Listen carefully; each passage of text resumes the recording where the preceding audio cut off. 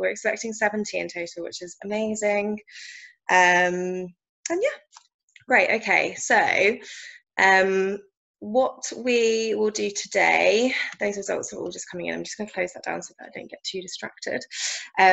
So for those of you who've not worked with me before or attended any of these webinars, Ashby Jenkins Recruitment is normally a recruitment agency. That's normally our bread and butter.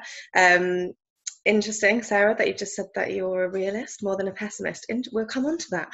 You're ahead of me already. But sorry, yes. So for those of you that have not worked with me before, we're normally a recruitment agency. That's our kind of main bulk of our work. But due to Corona and obviously a lot of charities putting recruitment on freeze, we've adapted our business to open this new arm of webinars and sessions so that we can continue to support the sector just in a slightly different way. That being said, we do still recruit, so please get in touch with that. And we look after digital fundraising and innovation roles. In the webinar series that we've got another 3 booked in for after this event. So the next one is on working with your board of trustees, which will be with Catherine Miles, if for those of you that attended our last one with her, and Matt Wines from WizKids, both the directors of fundraising but also trustees. So they'll be giving some great advice on how to manage your board through this crisis. And then we have another one the following week on gaming, and then on how to adapt your traditional channels, so your face-to-face community and challenge events fundraising, to embrace digital, basically. So they should be really interesting. I'll send around the link to those at the end, and I will also send around the slides that we go through in this too, so that you've got those to kind of review back to.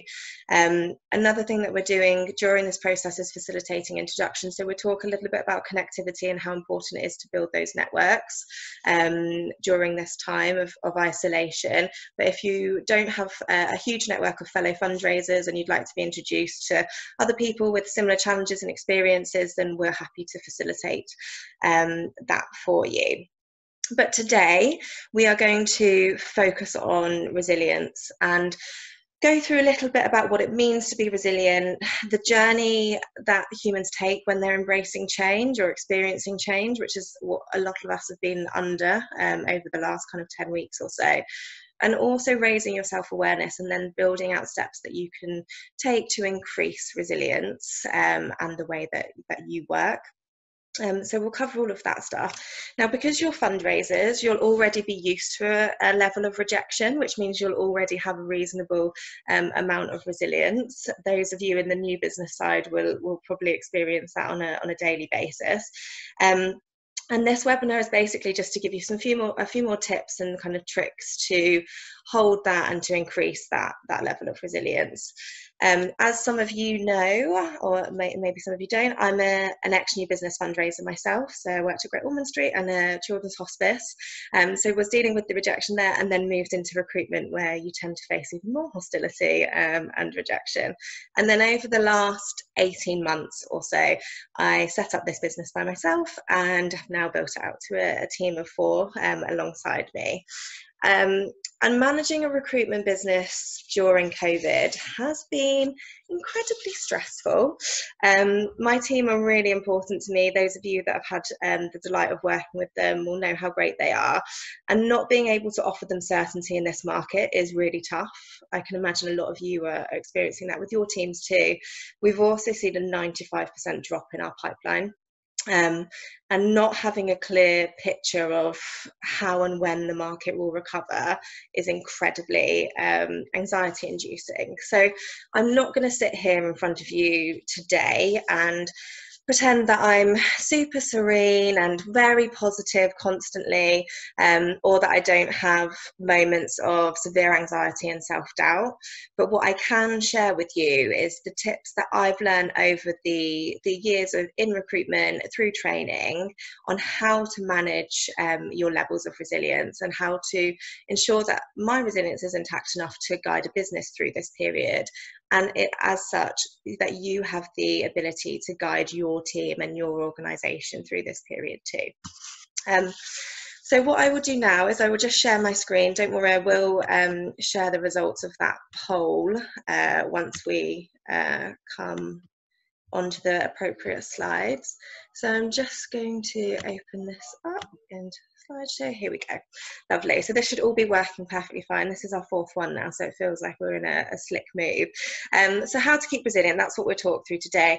And resilience is the ability to cope with shocks and keep functioning much the same kind of way as before. People who show good levels of resilience. So these are some of the traits that I want us to kind of explore, which is why I asked you those questions initially. So firstly, people that have really good resilience are very self-aware. They know their own strengths, their own weaknesses, and how they react to certain situations. They also possess a firm, reliable, and objective view of what reality is. We'll come on to how we tell ourselves certain situations or how we interpret situations and how that can affect our view of the world. And also people that show good levels of resilience find meaning in adversity. It's very hard to think, oh great, what is the overall positive meaning of coronavirus? But I think what we'll talk about is the learnings that we can take from that. And there are a lot of charities that have already adapted really well to that situation, which is great. So how can resilience help you? This obviously sounds quite obvious, but it can help you start positioning problems and challenges as opportunities. So the fact that we can't do our challenge events anymore, or might not be able to do them in October, we'll talk about how we can view that as an opportunity, how we can adapt. A lot of charities have already done that. I know that Gosh did a really great virtual special event the other day. It will also help you learn from your mistakes and failures. This is something that no one likes talking about when you've messed up or made an error, but resilience can help you take something positive out of that and increase your openness with it. Obviously succeed despite hardships. Ensure that you can manage your anxiety and your doubts so that they don't overwhelm you. I'm sure we've all at some point over the last 10 weeks been down quite a dark tunnel in terms of thinking really negatively. Your resilience is the thing that can then pull you back from the edge of that. Have a sense of humour and realistic optimism, which Sarah already mentioned, so that's great. She's ahead of us. And transform helplessness into power. So we saw the messaging around cancer kind of transform over the last 15-20 years from being a cancer victim to a cancer survivor. And I think that messaging and terminology in terms of surviving something rather than being victim to something is really important to keep in your mindset. So I first want us to bring on to the John Fisher change curve. So John Fisher is a psychologist, and he did loads of research on how humans cope with change, and then put together this lovely journey that you see in front of you now. I'll just go back. Oh, there we go. Sorry, ruin it. So we'll talk through the different stages of this. If you feel comfortable in the chat, feel free to kind of put where you are. I think the important thing to mention with this is you will feel like you're getting to the end of it, and then a new change will happen and it can push you back into one of the other stages. So never feel like you're failing if you got to a really positive place and now you maybe have slidden back into a little bit of depression or hostility. That's perfectly normal. In terms of the first stage, so anxiety, let's talk through this briefly. Most of you will probably have some level of this still existing, but it tends to be the first step when a change occurs, where you don't have enough information to process what's happening to you. You don't know what's going to look like in the future, and you're not sure whether you can cope with what is happening. In this, you just need to give yourself space to come to terms with the changes, not make any rash decisions or have to panic. I think we've seen a lot of panic decisions across the sector in the last few weeks, but give yourself that time, seek information and ask questions, but from the right sources. Fullfact.org is a really useful fact-checking website if you're getting overwhelmed with all the stuff on social media. And this is where you should start to set short-term goals and objectives. There's no point planning months in advance at the moment because things change so quickly. So setting those shorter-term goals that you can actually achieve will work out more beneficial. The next stage is happiness. So when did we all feel delighted about this current situation? happiness tends to be a result of change when you feel like you've wanted something for a while and it's finally been acknowledged. So working from home would be a good example. I'm sure a lot of you wanted to have more flexibility to work from home. Your organisations were probably saying, oh, that's not possible, we don't have the systems, blah, blah, blah. And now we have much more of that. So initially when that happened, you might have felt a sense of happiness, like, well, actually moving forward, they're going to be more open to this. So that's a real peak in the kind of how you feel. And it's fleeting, unless you branch off. So this is our first branch off into denial, which is where someone has stayed in that happiness place and has now completely gone into denying any of the negative sides of things. It's a really dangerous place. So if you're in this, or if you have a team member that's in this at the moment, the best thing you can do is just be very supportive. So give them the time, talk through why they feel that way, talk through and empathize in terms of the changes are really scary, it's really disorientating, but that if they continue to stay in this mind state, they will become more and more isolated, and it will become a self-fulfilling prophecy. So work slowly and carefully with those people that you know who are suffering from that.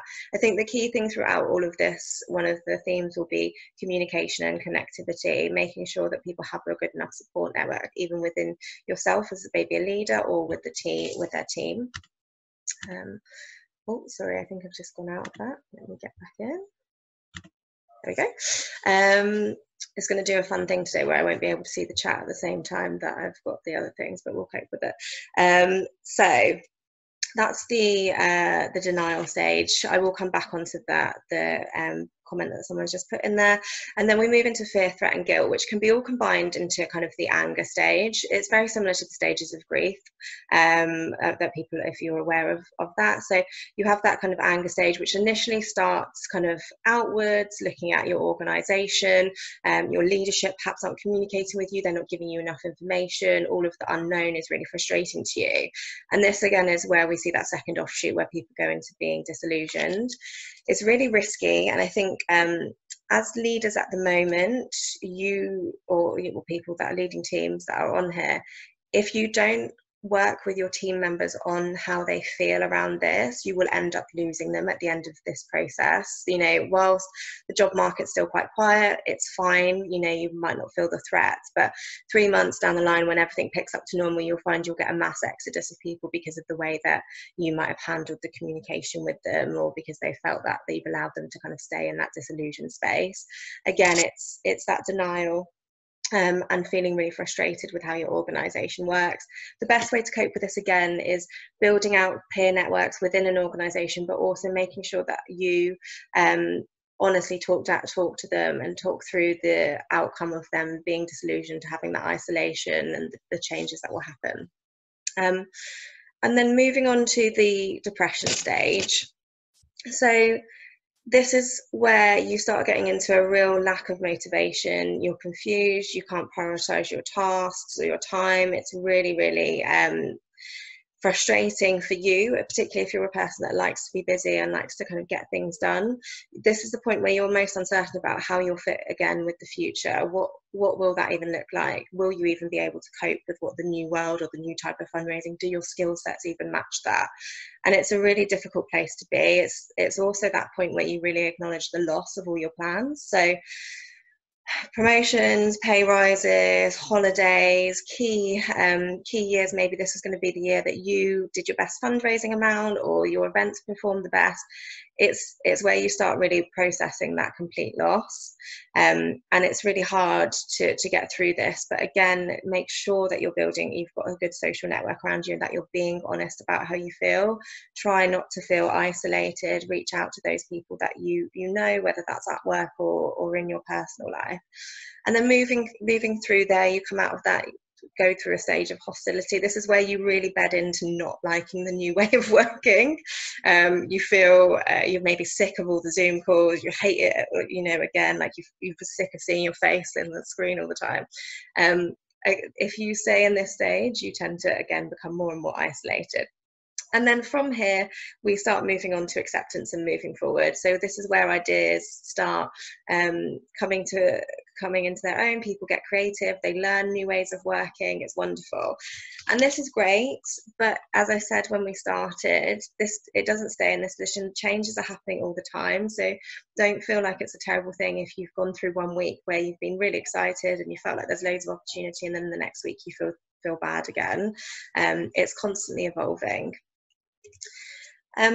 The key things that I want you to keep in mind, and that are really helpful to me when thinking about maintaining a positive mindset and staying resilient and coping with ways of working, is these three things. So this trauma can be used to grow and develop. We will learn something from this. You're probably learning already. So see this situation as an opportunity for that. Believe that you are capable under stress. We all have our own demons. We all have self-doubt, and it's easy to give into those, but you need to convince yourself and stay repeating to yourself, you are capable, you can achieve under this. And the other key thing is to remember that there will be recovery to this trauma. This won't go on forever. We will have a new way of life, that's true, but being stuck in our homes all the time, not being able to see our family, economic threats, that's not going to continue forever. Society and humans have evolved so much over the history, like we will come through this. So those are really three important things that I want everyone to keep thinking back to, and in those moments of wobbles. So in terms of the poll, we'll talk through the results of that in relation to this. So the first exercise that we'll be doing, and I say exercise, this isn't school, don't worry, I'm not going to tell you to go and get a pen and paper and then sit here awkwardly, like waiting for you to write stuff out. They're identifying the effects of stress on you. So I said self-awareness is a trait that a lot of very resilient people have, and being aware of how your body and how your emotions react to stress is really key. We've become really distant from what these physiological signs mean.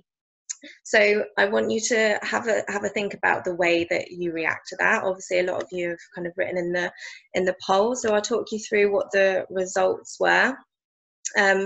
So the most commonly occurring effect of stress is trouble sleeping. So a lot of you are experiencing that at the moment. Feeling demotivated comes second to that, lack of focus. So we talked about that being a kind of a feature of that depression stage of the change curve, or change curve even, having that lack of focus, that inability, that feeling really demotivated. And a small amount of you find sweating. So only 13% of people get sweaty when they're stressed. So that's an interesting outcome. I'm definitely one of those people. So I thought more people would have it, but I'll just stay alone on that. And then in terms of tearfulness, so 37% of people said that they feel elements of that, heart pounding.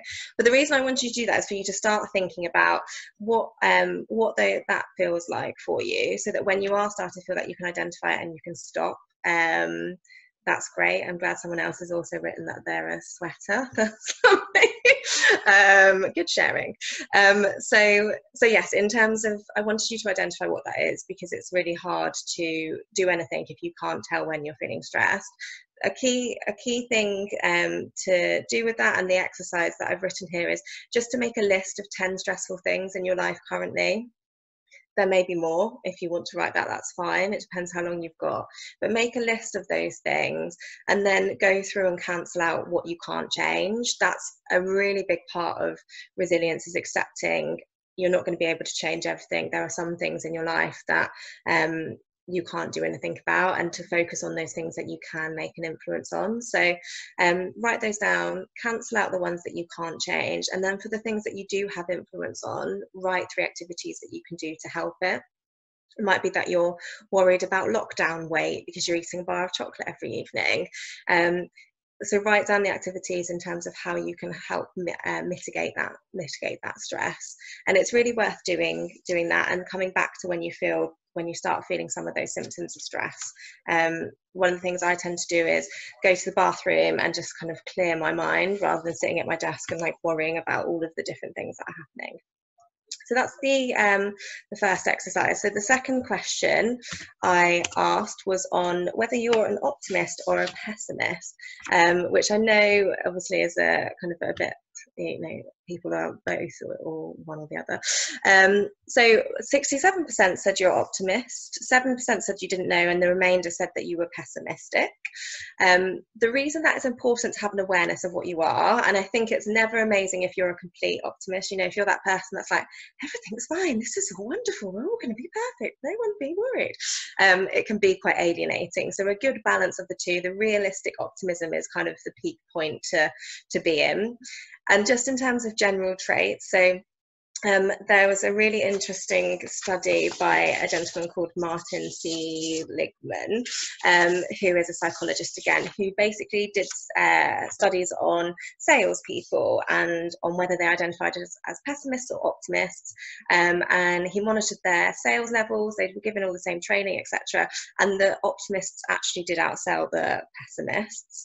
And they said that was a lot to do with kind of attitude and outlook on life. And you have to have a good understanding that whether you are one or the other, it will affect the way that you view things that happen to you. So optimists generally see good experience as common and normal. They might have a bad day, but they'll be like, oh, well, it's, one bad day, and no, it will get better tomorrow. It's something that's temporary, a small part of their life, and it's not personal. And when I say that, it's not because of them, it's not an attack, it's not just because that's their life and that's what they deserve. They see bad experiences as something outside of them, whereas pessimists are kind of completely on the flip side. So for them, good experiences are limited.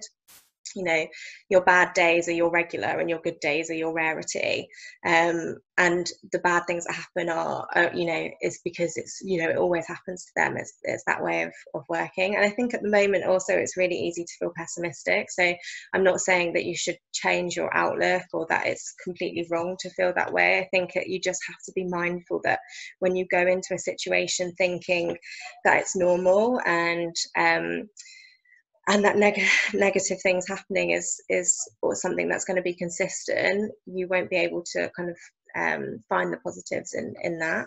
So with the exercise here, I want you to kind of raise that awareness again of how you explain stuff to yourself. So think of one bad situation and one good situation that you've had, and write down how you explain that to yourself. So did you hit your target and it was amazing because you're from an optimistic way? So that's generally great and everything works out in the end and it's all wonderful.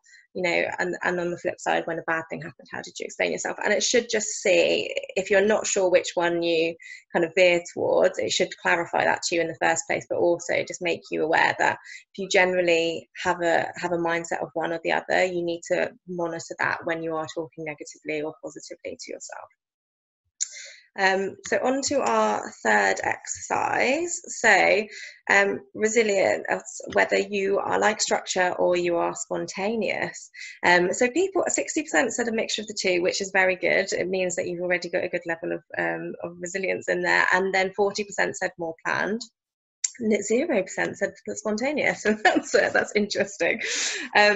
So for working types, if you're someone that really likes to plan in advance, situations of change are really stressful for you. It's difficult to adapt when maybe you've been forecasting for the next year, or you've got a 5-year strategy that's now being completely thrown up in the air. So it's really tough. And a lot of our organisations do make us set up that way. It's only normally the kind of startups that have that spontaneous structure, and often they can grow really quickly.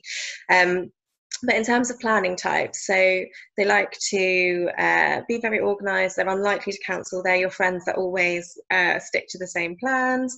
They are methodical in the approach that they like to finish things before starting something new, which in times of change where you need to be quite adaptable can be a real challenge. Generally, they're spontaneous types that prefer to leave things open, to kind of happy with last minute changes. They cope better with this level of change. Now the exercise was just around, work out which one you are. If you feel like you have got elements of both, you will have a leaning slightly towards one or the other. So email me afterwards and I will send around a quiz to you that can help you kind of see which ways you veer slightly more. So it could be that you're 60% planning, 40% spontaneous, but I'll send that over so that you can kind of work out what that is. And then I want you to make a list of kind of positive aspects of your particular style of planning or spontaneity, and the negatives of that, because it's really important that when you're managing yourself or you're managing teams, that you have an awareness of the drawbacks of your type. So I'm definitely more planning, so I can get quite frustrated with friends when they cancel plans, which then it has a negative impact on them, and I need to make sure that I manage that. It's again building that level of self-awareness so that you can interact more positively with people and understand how you react to change. Okay, so let's go on to the next one. So now we're going to talk about the kind of various steps that you can take to develop resilience and ensure that you're maintaining a good standard of that. So the first step is building a personal vision.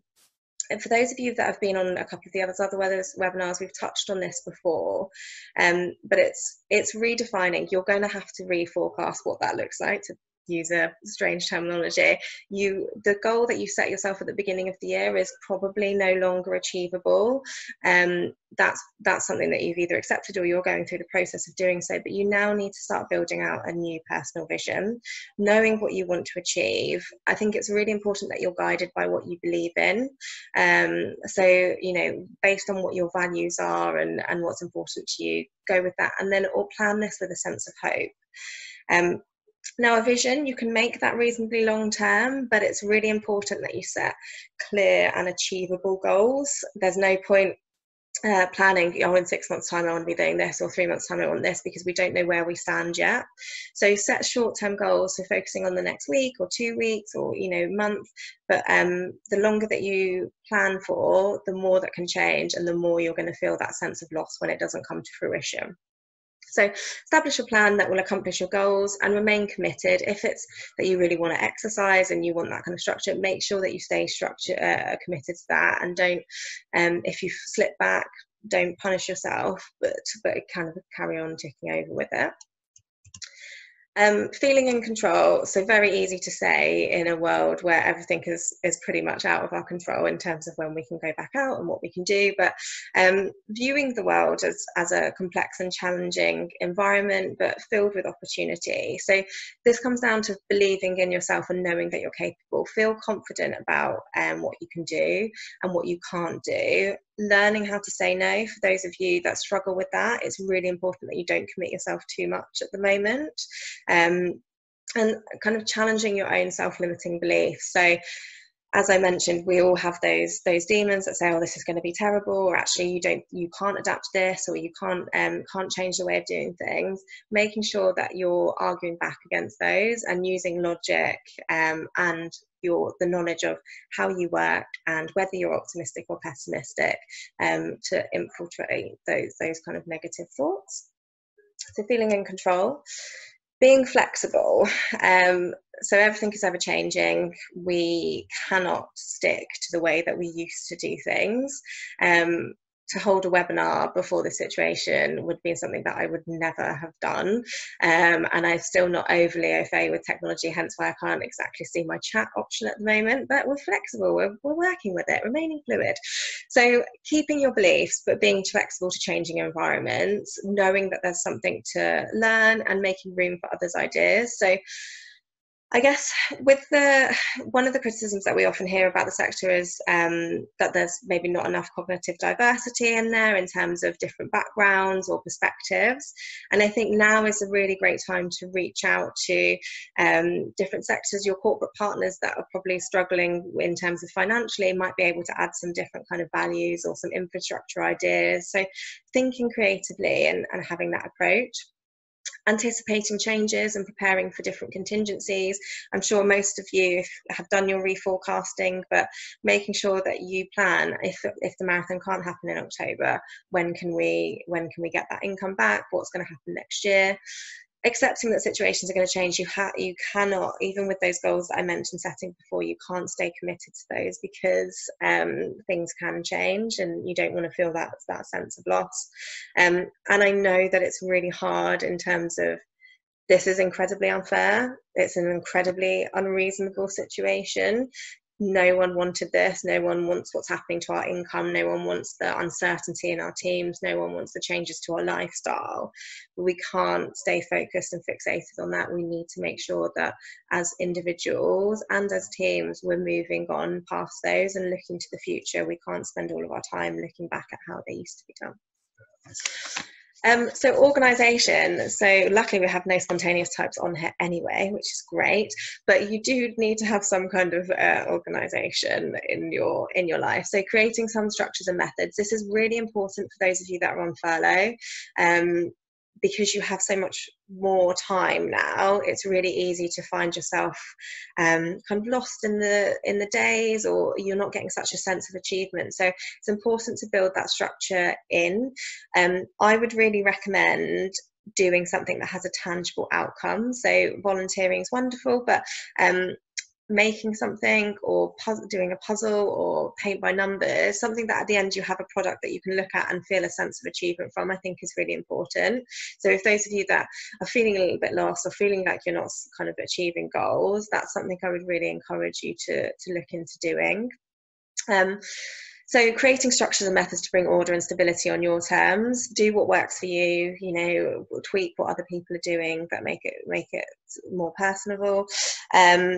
Communicate in a structured way with your team. So this is really important, even if you're a manager, but if you're a junior member of your organisation, to make sure that you're sticking to those one-to-one times, that you're communicating. If you've got teams or people on furlough, that you're staying in touch with them, so that they're not feeling isolated, and also so you're getting the maximum out of those meetings.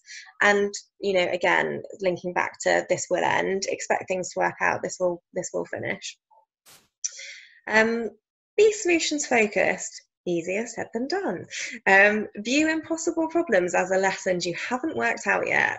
Trust me, when I did write that, I felt cringy. I knew that would be a thing to say. But look at things as an opportunity to learn, collaborate with others, and anticipate setbacks. Nothing's going to work perfectly nowadays. Everything is ever changing. Define the problem precisely and accurately. So working on stuff that right, okay, our challenge events aren't working, your community can't get together to do cake sales anymore. What do we do about that? We've seen the great rise of those virtual quizzes, which charities have done brilliantly. So looking at those problems and evaluating them, and then generating a number of options and drawing from your experience and experience of others. Gaming is a really interesting area, and I've mentioned we've got a webinar coming up on that. There's not loads of gamers, I believe, in the charity sector. When I talk to people about gaming, everyone's not saying, yeah, I was playing Spyro or whatever at the weekend. So now is a really good time to try and learn from people with that different perspective. So if there's someone in your organisation, maybe in IT, not to stereotype, who is a big gamer, speak to them, look at exploring those options, really kind of integrate yourself with different communities so that you can start generating new ideas. And be decisive, start to put agreed plans into action. There's nothing worse than loads of talking and loads of great ideas and then nothing being done about it. So make sure that you're kind of building out a plan to keep that moving forward. So that's a good one. Sorry, I just saw the chat come up and then I can't get it, but I will come back to that. Being socially competent. This is very easy to achieve if you're not already. So this is really about that human connection. We need each other more now than ever before. Your relationships with your teams and your organisations have probably dramatically changed. I never thought that I would see any of my team members' bedrooms. I've now seen all of them, which is delightful, but still. So things have changed. The same rules that we used to play by in terms of being very formal or having very professional relationships will have been challenged during this, and it's very important that you're honest with your team. We have to be realistic. Those of you that are really optimistic, be wary that if that you can alienate people if you're too positive, and that they need to hear when it's not great, because then they know that they can believe in you and that you're truthful. Demonstrate empathy and understanding for each other's and seek out perspectives. Have strong friendships or build them. How do you build a friendship when you're socially isolated? I don't know, but people are making it work. Dating is still happening. But it's really important. If you are somewhat, none of us like to feel vulnerable. It can feel really daunting to say to your team, look, I'm scared, I don't know what's going to happen. But we have to open ourselves more now than ever, because the pressure that you'll be carrying along by yourself, if you're not talking about that with your friends or your family or your organisation, will continue to build, and you will feel more isolated and more stressed. So I really do urge you to communicate as much as possible, looking for opportunities to build your network. There's the fundraising chat, there's loads of income specific Facebook chat groups, loads of special interest groups on LinkedIn as well. If you are struggling, do reach out to me and I'll see whether I can find someone with a similar kind of background and experience as yourself that I can introduce you to. Seek the chance to engage with different people. I talked about that earlier. Communicating with empathy and asking for help is really key on a practical and emotional level. No one likes to do it, but it's now more than ever that we need to make sure that we are doing so. And being proactive. So this is easier said than done if some of you are quite quiet or you're feeling in that state which we talked about where you're feeling a lack of motivation. I think it's time to really focus on those actions that you can take. Again, accepting the changes that you can't, list those 10 stresses, work out what you can't do things about, and then take action on the ones that you can. So don't wait for something to happen. Don't wait for your leadership to decide which areas you should be going after at the moment. And the thing that directors of fundraising keep saying to me is they're being really surprised by the leaders that they're finding in their organisation who aren't necessarily in management positions. So you don't have to be line managing to be a leader or to be inspiring. And I think especially as fundraising teams change and charities are reviewing structures and things like that, it's more important now that you really speak out and kind of take it on your own initiative to learn and develop. So evaluate how tasks can be done. Is there a process that is working now? So you're meeting via Teams. Are you using task sharing things like Trello that would actually make your work easier? Be the person and the champion that's pushing stuff like that forward. And yeah, as I said, to kind of look at those new areas. If you know someone in gaming or you know someone in a particular community that your organisation hasn't traditionally spoken to, now's a great time to do some investigation in that. But also identify and develop the skills you'll need for the future. It's hard to know what that exactly looks like, but broader income stream experience is going to be key, I think. So if you're siloed into major giving or corporate at the moment, I would look at exploring learning around trusts and foundations into high net worth individuals. If you're in community and events, you'll already have an element of digital, but looking at upskilling that. Any fundraisers moving forward, digital is going to be a big thing. So look at free online courses. We shared a blog a couple of weeks ago. It's on our website, which has got a few links to cheap and free courses offered. So have a look at those and make sure that you're taking your own development into your own hands, but you're also standing out for your organisation as someone that is adding real value. So yes, and then in terms of those people who are leading teams, or maybe you're just a very caring person and you want to strengthen resilience in others, here are just some key steps. So they've all got crossovers with what we've discussed, but we talked about setting up a personal vision, set up a team vision. So get everyone in your team or in your social circle to set their own personal vision. What do they want to achieve? What tangible goals can they set? And then do that for your team. Set targets, not necessarily financial, and timetables, and put urgency in there to get a bit of momentum going. Acknowledging losses, as I said, people want to hear look, it's rubbish now, but it will get better. Acknowledging that, listening to anxiety and fears, really key. Admitting your mistakes and learnings as a leader or as a person, the more that you can do that and say, oh, when I said actually this wasn't going to affect us that much, I was wrong. I remember at the beginning of this, Lucy, one of my team, said, oh, Ashby, this is going to really affect us, isn't it? I was like, no, Lucy, it's fine, it's all going to be fine. So you have to admit when you're wrong and you've said something silly. That's important, and it fosters a culture of openness and testing and failing, which is what we need to do more of the sector, kind of that trying new approaches and embracing the failure that comes with it.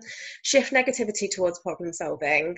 Your team and everyone is going to love having a moan at the moment, and it is a bonding thing to do, so that's fine, but try and shift them to, okay, you go away and come up with one solution, I'm going to go away and come up with another, we'll come together, and hopefully something will come out of that. That's how innovation happens. So make sure that you as a leader are not just the only person that's problem solving, that you're getting your team to do so. Remind people what isn't changing, the small consistencies that there still are, like your beneficiaries and the support that they need. Make sure that people stay focused on that. Increasing communication about the common changes and challenges. You can't communicate too much. I myself am guilty of not communicating enough with my team on furlough at the moment, and that's one thing you have to be really mindful of as a leader. Like, they're not in the business anymore, but they are still employed, so you need to make sure you're keeping them up to date with the changes and what's happening. Pay attention to building teams with different skills, very important moving forward. You will, even if you're in a high value giving team, you will need to have some awareness of digital. You will need to upskill yourself, and making sure that if you've got a quite standard process driven team, I know a lot of charities do the colour profiling, if you've got a lot of blues or greens in there, you need some yellow too, so make sure that you're building that out at interview. And then celebrating small successes. Things have changed, it's unlikely you're going to win that six-figure, seven-figure retail partnership anymore, but there are new successes, and it's difficult to adjust your expectations, but it's really important that you start managing those successes and appreciating the small ones as well as the big ones. So that is the kind of the end of the slides effectively. So there's just some useful resources and further reading here. So meditation, I've not gone into loads of coping mechanism details here because everyone has their own personal preference, but this is a video for a 10-minute guided meditation on YouTube, which is great even for the most skeptical of you. The lady's very nice. I would really encourage you to try it. And a couple of books. So Who Moved My Cheese is really easy to read. It takes about 2 hours, but it talks about how you cope with change and the benefits of doing well with it and the disadvantages of not, so it's worth just having a little look. And then Thinking Fast and Slow, which talks around your two systems in your brain and how they kind of influence everything that you do, and they're fighting over each other for control and stuff like that. So much harder read, but definitely worth looking into. I'm just going to come out of this now because I feel like I can't see the chat. Okay. Here we go. So sorry guys, I couldn't get this up while I was doing it, probably not because it's a difficult option, but great to see that you've all talking. Yeah, that's really good to hear that there's more acceptance in trying new ideas as long as it's got a big financial list. And yes, Claire, you're right, realism is often misinterpreted as pessimism. It's especially, I think in the charity sector, people are really kind in general, and so sometimes are used to being very nice rather than saying I don't think that's going to work. So yeah, it's definitely something that generally, yeah, that's good to hear around kind of people thinking about those people that are overly optimistic and pessimistic. Now, in terms of guilt, so that is one question. If anyone else has any other questions, please put them in now, but someone just asked me to expand on guilt and how that applies to this scenario. So the guilt aspect of the change as part of anger. So That's where we start to turn the fear and anger inwards. So actually, is there something that we could have done better? Could we have been more prepared? Have we taken too many risks? That's what I mean by the guilt part of that. So it's where you start to turn that anger and that frustration inwards. Not everyone will experience that. Definitely those people that maybe have more self-doubt or have a more pessimistic outlook in life will start thinking that it's more related to them, or it's all, you know, it's all because of something they've done. But that's how that fits in with it. So it tends to turn from the external, where you might be frustrated with your organisation, to internally, where you're frustrated with yourself. Should I have left here ages ago? I knew they weren't any good. Now they're even worse during this kind of corona outbreak. That's that side of things, which can also then lead you off to be disillusioned. Wonderful. Okay, so what I will do from here is I'll send the slides round after this. I hope that it has been really useful. I'll also send the structure/spontaneity questionnaire so that you can have a look through. And I would really encourage you all to take the time to do those exercises. They should take a maximum of 30 minutes. And I would keep reviewing the stresses one. You know, what are your 10 stresses at the moment? What can you do? What can't you do? And then the thing that I want to leave you with is just to hold on to those 3 points, which is that this will end, that we will come out of this, that you are capable of coping with this stress and this trauma, and that you can learn from it. And if you hold on to those and you kind of repeat those as a mantra, you find that it's much easier. If you have enjoyed today, please do post on LinkedIn, Twitter or Instagram, or on all 3, just saying that you've enjoyed it. So the recruitment side of our business is obviously quiet at the moment. We'd really appreciate your support raising our profile. So anything that you can write on there would be wonderful.